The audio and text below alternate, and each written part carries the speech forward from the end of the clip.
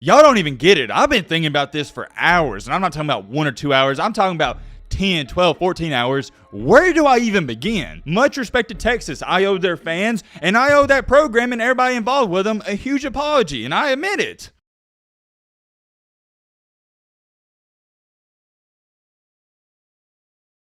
Oh man, throughout my YouTube career up to this point, I can honestly say I firmly believe this video right now I'm making will be, and it is, the most anticipated video I've ever made on this channel. I already know that everybody was waiting on this video, and I think we know why. You guys were blowing me up and letting me have it on Twitter, Instagram, and we all know the YouTube comment section, it's always gonna blow up. Y'all were straight up letting me have it, and I wish I could feel bad for myself, but I can't. It's rightfully so. Let's not beat around the bush. I know why you're here, and you know why we're here. We gotta talk about and address the Texas and Alabama game. I'm gonna let you know right now, so you better get you a snack and get you some popcorn. I have a lot, and I mean a lot, to say. Buckle your seatbelt and get ready for this one. I am extremely excited to get into this one, just like always. And also, we're gonna talk about the other craziness that was going on as well. Most of you by now know how we do these Sunday videos. If you're new to the channel, we're just gonna recap all the games. Or not all the games, my bad, I always say that. We're gonna recap all the big games and all the big stuff that happened. I told y'all Friday in the preview video, I thought week 2, it was gonna be better than what most people thought. We had not 1, not 2, not 3, not 4, not 5, but 6. Let me repeat that, 6 ranked teams lose. Madness, I tell you, straight up madness. But guess what? That's why college football is the greatest sport on earth. We're going to talk about everything that went down, but the main topic, you already know, it's going to be the Texas and Bama game. No intro, none of that corny stuff. If you like college football videos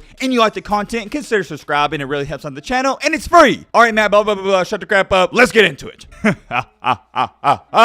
Trust me, I get it. I'm in the same boat as you. I want to get into this Texas game, and I know y'all want to hear my opinion on what happened, but we got to talk about some of the other schools first. If you are a fan of these other teams, or you just want to hear me talk about them, sorry, I'm not going to talk about them as much as usual, because the main topic is you already know. One game that intrigued me going into the weekend was Arkansas and South Carolina. As you can see right here, Arkansas did pull it out 44-30, and their quarterback, I don't know why he doesn't get any Heisman love, or nobody talks about him, but once again, he balled out, and I think he's awesome. He goes by the name of KJ Jefferson, and he reminds me a lot of Cam Newton. Just look at this stat line right here, and I get South Carolina, they're not a great team, but look at this, 18 for 21, only 3 incompletions, 160 yards, 1 touchdown, 0 INTs. He also added 70 yards on the ground, but the other main reason I watched this game is because guess who? Spencer Rattler. And yeah, like I stated in a video over a week ago, I think we're all starting to come to the terms with that Rattler, he's just not a good quarterback. He's mediocre. I don't know what more you need to see. We've seen it for 2 years. He's simply not that good. If you are curious about his numbers, they are deceiving. Let me throw that in there. He was 24 for 39. Not bad. 370 yards, 1 TD, 1 INT.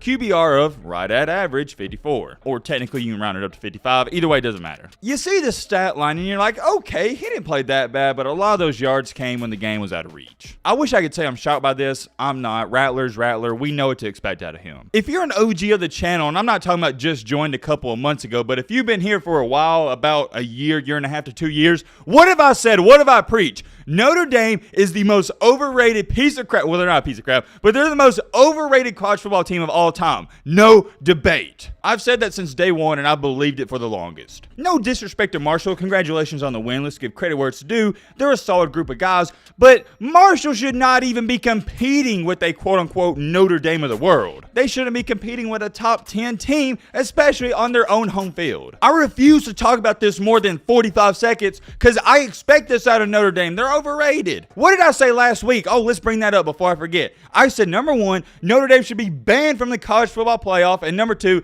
they should never, and I mean never, ever in a million years be ranked inside the top 10 ever. If you want to put them at 11, that's cool, but that's it. That's as high as they can go. I don't just say that stuff to say it. I mean it cold-heartedly. And the game wasn't even close. The score's deceiving. It says 26-21. Really, it was 26-15. Notre Dame scored late. Embarrassing, man. On your home field, too? Come on, man. Speaking of a top 10 team losing on their home field to a team that's not ranked, what about A&M? I was about as off on predicting this game as I was on the Bama and Texas game. In my preview video on Friday, I said that A&M, most people think App State could potentially keep it under 20 points, which was the line, but I think A&M, they're going to blow them out. I said A&M shouldn't have a problem with it, and all that talent, it's going to click. And well, I couldn't have been any more wrong on that one either. Here's the thing with that. Even though I was wrong on that, I'm still not necessarily necessarily shocked that App State pulled off the upset. And the reason I'm not shocked is because number one, Jimbo Fisher is A&M's head coach. Jimbo is the most, maybe arguably the most overrated head coach of all time. And number two, A&M doesn't have a good quarterback. I said it last year and A&M fans ripped me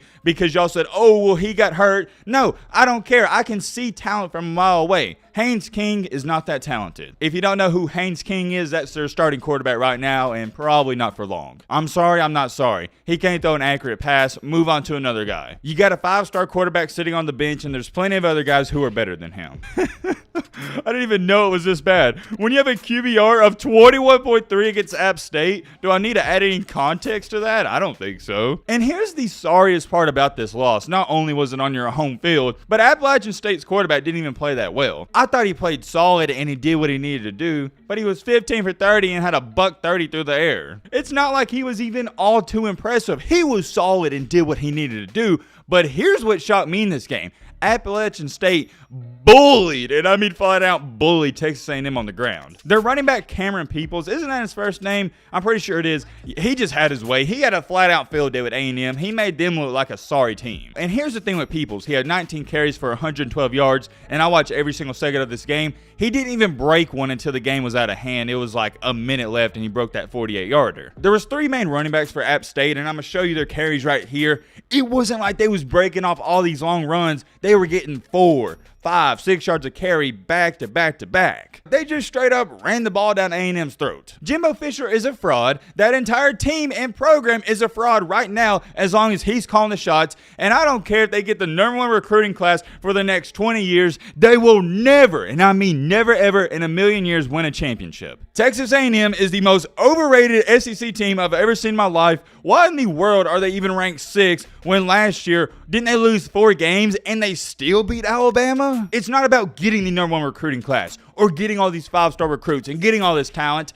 It's about what you do with it. Moving on to our next game. Watched about every single second of this one as well. Tennessee and Pitt. This was my favorite game to watch by far. I even stated it Friday. It's the one I was looking forward to the most. You may be sitting there asking, yo, Matt, why are you looking forward to Tennessee and Pittsburgh? And it's because I want to see if Tennessee's the real deal. Every single year they get hyped up and they always find a way to lose a game they should have won. However, finally, in about 10, 15 years, they have found a way to win a game they should have won. And not just a game or any game, a hard game on the road against Pittsburgh. It is key to throw in there and mention that Pittsburgh quarterback Keaton Slovis, he did get hurt, and their backup, he was limping at the end. So yeah, Pittsburgh kind of got unlucky there. I'm not going to use that as an excuse though, because injuries are a part of the game. You got to deal with it. And to be fair, even if Slovis stayed in the game, he wasn't impressing me too much, and I still don't think they would have won. Before he went out, 14 for 24, 200 yards, 1 TD, 1 interception, QBR 55. Not too impressive. Now, yes, I think the offense would have been better if he was in there, but Tennessee's offense, they were rolling. My biggest takeaway, and I think the biggest storyline from this game, in my humble opinion,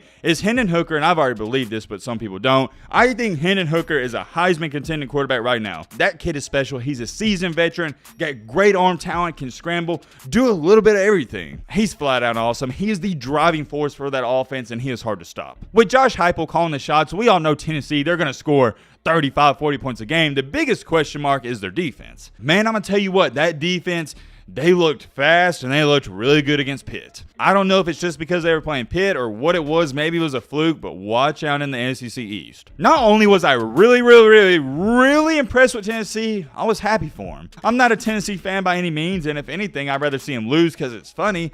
But it was nice to see Tennessee win a game they should have won. If you're a Tennessee fan or an SEC fan, I think you know exactly what I'm talking about. Tennessee fans, I'm happy for you, and I'm happy for that program. They deserve it. Next up, not even going to spend too much time talking about this. Y'all know how I feel about the sorry Big Ten outside of Ohio State. Wisconsin loses to Washington State at home. Come on, man. Like I said, I'm not talking about it. I expect this out of this sorry Big Ten. If your name's not Ohio State, you suck in my opinion. If you don't believe me, I'm going to offer you this. I think if you put Tennessee in the Big Ten or Arkansas, They're right behind Ohio State, and they're a favorite to win the conference. Or not a favorite, but they'd be the second favorite behind Ohio State. However, you see teams like Tennessee and Arkansas when they're in the SEC, they're what? A mid-tier program? They're predicted to finish 5th or 6th? That's my point right there. Big Ten, sorry. Let's get a move on. Let's talk real briefly about this Kentucky-Florida game. This was actually the only game I was right about the entire weekend. All my other predictions were off by tens of thousands of miles, but this one I hit spot on. And if you don't believe me, you can go watch my recent video I made about 2 days ago, and it was titled, "We Need to Talk About Florida's Quarterback, Anthony Richardson." To sum that video up, I stated that we need to pump the brakes on him because everybody was saying he could be the next Cam Newton, Tim Tebow, and he maybe is arguably a top 5 quarterback in the country. And I was like, whoa, pump the brakes. He had one good game against Utah. I'm not denying the fact that he's talented and special. Yes, we know this, but I was like, okay, hold on. I got to see more out of him.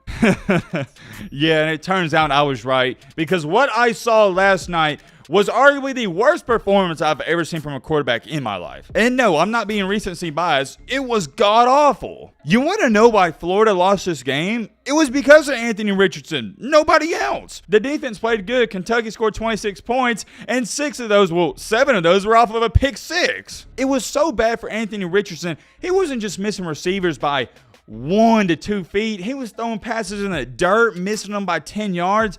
I don't know what got into him. It was honestly so bad. It wasn't the same quarterback I watched beat Utah. And I'm not talking about he was missing 50-yard shots. He couldn't throw the ball 5 yards or 15 yards. I think you can hear the pain in my voice. It was honestly sad to watch. Sometimes numbers don't do it any justice, but in this case, they do. He was 14 for 35, awful, 140 yards, 0 touchdowns to 2 costly interceptions, a QBR of 3.8. Let me repeat that. A QBR on a scale of 1 to 100, 3.8. Not too good. And what does everybody rave on him about, including myself? He's a dual threat quarterback. And on the ground, he wasn't a factor. 6 carries for 4 yards. I was trying to think about it last night. I was like, okay, have I seen a worse performance? And I don't think so. It was pitiful, man. I hope he bounces back, but that was a rough one. Oklahoma did beat Kent State 33-3. That's a tongue twister to say. And I believe, correct me if I'm wrong, I saw this on Twitter, Oklahoma's team was getting booed at halftime by the fans. I don't know. Maybe I was wrong on that. Maybe I misread the tweet. I heard that somewhere. The offense, yeah, they were sluggish, but they put it together. Who's going to complain over a 30-point win? Not me. Caleb Williams and USC, they look good against Stanford. The offense, we know they're great. The defense, not so great. And last but not least, before we get into the Bama game, Baylor and BYU, not going to lie to you boys. I was dozing off in between this game, but I stayed up for the fourth quarter. I had a long day, and if you watch college football as much as me, I bet you had a long day as well. I don't even really know what to say about it. What a game. BYU winds up winning in double overtime. Both of their kickers for both teams, they missed field goals.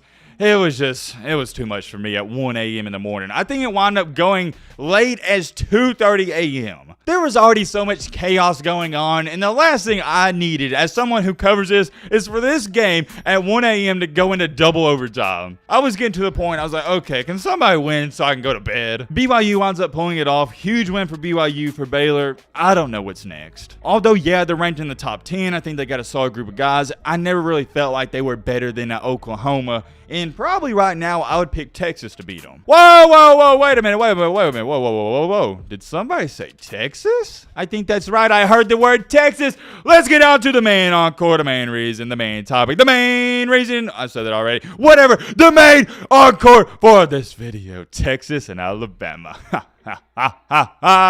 Y'all don't even get it. I've been thinking about this for hours. And I'm not talking about 1 or 2 hours. I'm talking about 10, 12, 14 hours. Where do I even begin? A lot of times when I predict games, yeah, I may be wrong on one side of the ball or one aspect of the game, but no, not in this one. I was wrong about every single thing except for one. The only thing I was right about was I said, okay, that Alabama defense, they're better than last year, and they're going to be good/solid. I said solid, I meant solid. You get what I'm trying to say. For Bama, the only good thing I'm going to say about you is I was impressed with the defense. They did make me proud. Now, I already know everybody's about to say, well, Matt, of course they're going to look good. They were playing a backup quarterback on one leg. I get it. But hey, guess what? What did I say after Alabama lost to Georgia in the championship? No excuses. Our best receiver got hurt, and I didn't use it as an excuse. Say what you want about me. Go back, watch the videos. I never use injuries as an excuse. They're a part of the game, and sometimes it's going to be bad for your teams, and in other times, for Alabama's case, it was good for them. Now, I do want to clarify on that. I'm not saying it's a good thing that Quinn Ewers or any great player gets hurt, but sometimes it does work out for your team's favor. Like, for example, Jameson Williams was lighting up Georgia in that defense, then he gets hurt.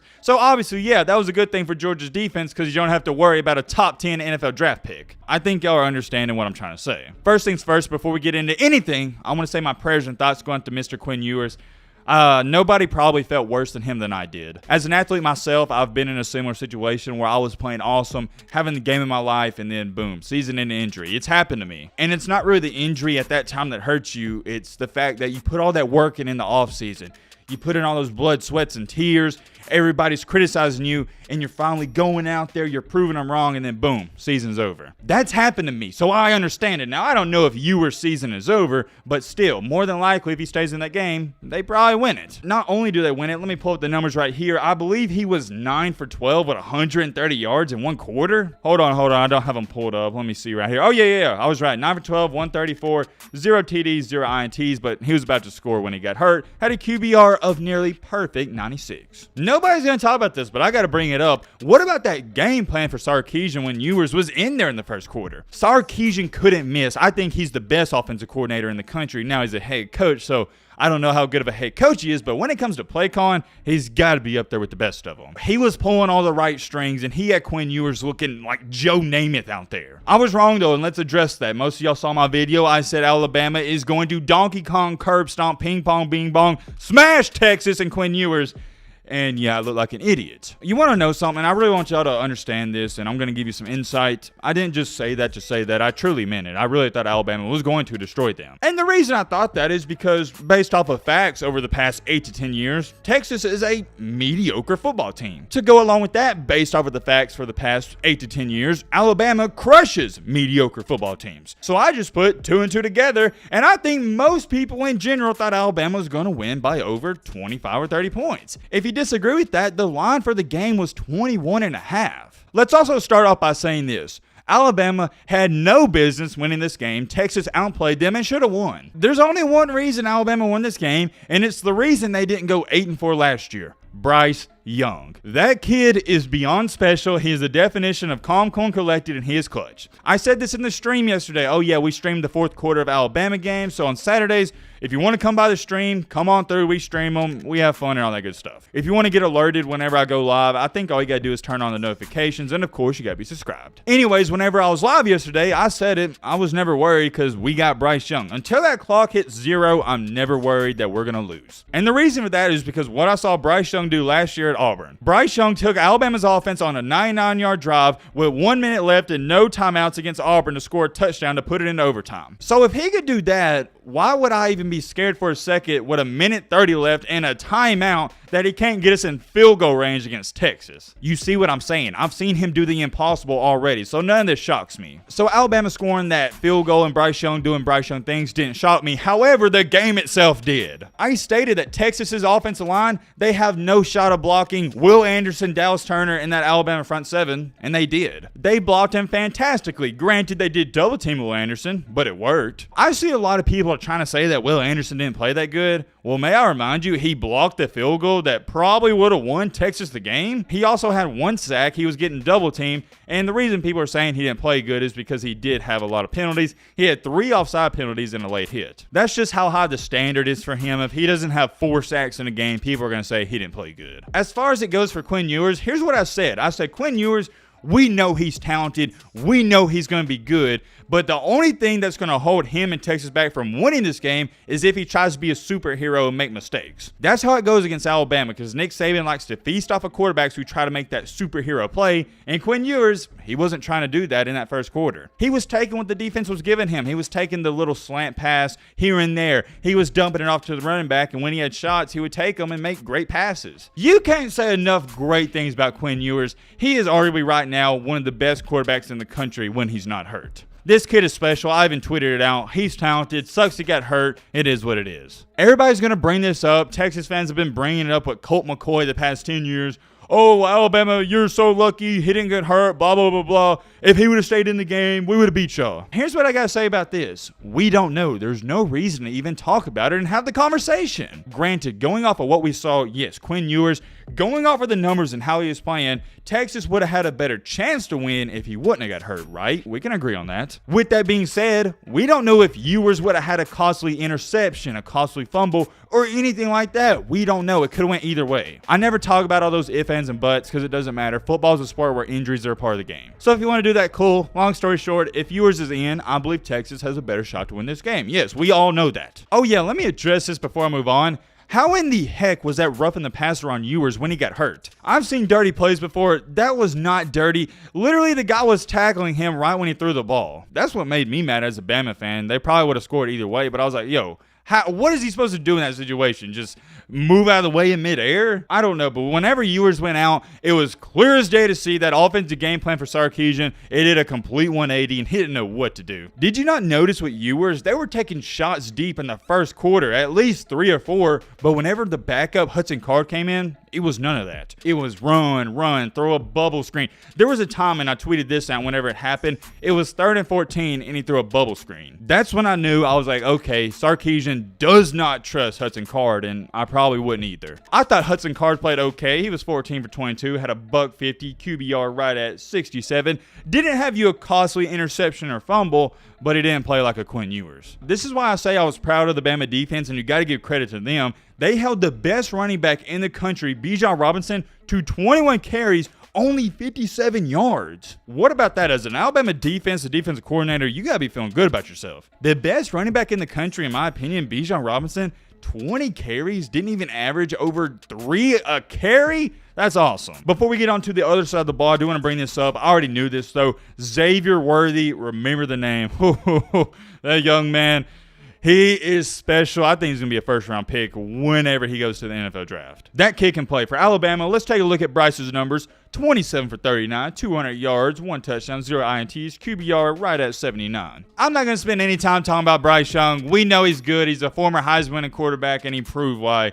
He's just, it's hard to even describe what he is. He's a Houdini. He's like a magician out there at times in the fourth quarter. That 20-yard scramble where it looked like he was about to get sacked, it's just what he does, man. He is the reason Alabama has won games in the past 2 years they shouldn't have won. For all of my Alabama fans right now watching this video, you might as well click off right now because you are not going to like this. If I was an Alabama fan, and most of y'all know this, I am an Alabama fan, I would be extremely worried. You want to know why I would be worried? Because I no longer see that extreme speed with Alabama running backs and wide receivers. They don't look 2 times better than their competition. To go along with that, they don't look bigger, stronger, and just overall flat out better than their competition. Outside of one 80-yard run, the running backs didn't do too much. They did okay, but it wasn't like that was a huge factor. The Alabama wide receivers, deja vu from last year. They're dropping wide open passes. What's new? But not only that, with these Alabama receivers in this receiving group, I am extremely disappointed because they are not what they're hyped up to be. They don't get open. They get no separation. They're not extremely fast. There's nothing special about them. And I hate to say it, but it's the cold hard truth. As an Alabama fan, y'all know this. We've been spoiled because what do we used to?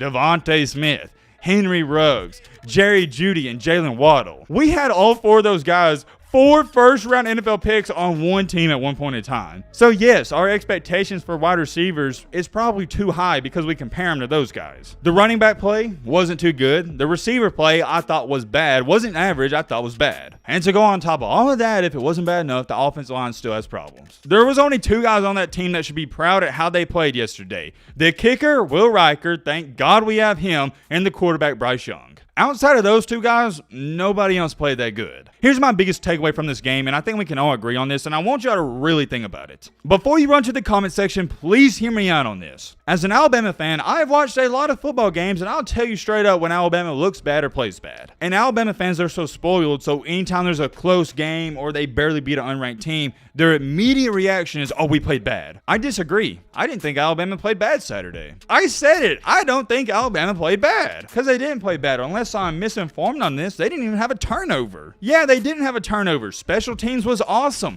Yeah, your offense was sluggish, but your defense was good. There is a major difference from playing mediocre and bad. Here's what it really was, and if you're an Alabama fan, this is actually more scary than playing bad. I said more scary, that's not a word, it's scarier, my bad. Texas and Alabama on Saturday looked like an even matchup. It looked like even football teams. I'm not going to be like everybody else that's saying, oh, well, Alabama, Nick Saban, and their dominance in the dynasty, they're falling off. No, I don't think that's true. Maybe that'll happen in 5 to 10 years, but as of right now, no, not even close. But here's what I do think is slowly starting to happen, and we saw this last year. A lot of teams are matching up with Alabama pretty good right now. So I don't understand this false narrative of people saying that Alabama played bad, because they didn't. Texas just played really good. I don't understand, and we do this as people. Anytime we lose in something, our immediate reaction is, oh, I played bad, or I should have won that game of pool, I should have won that game of horse.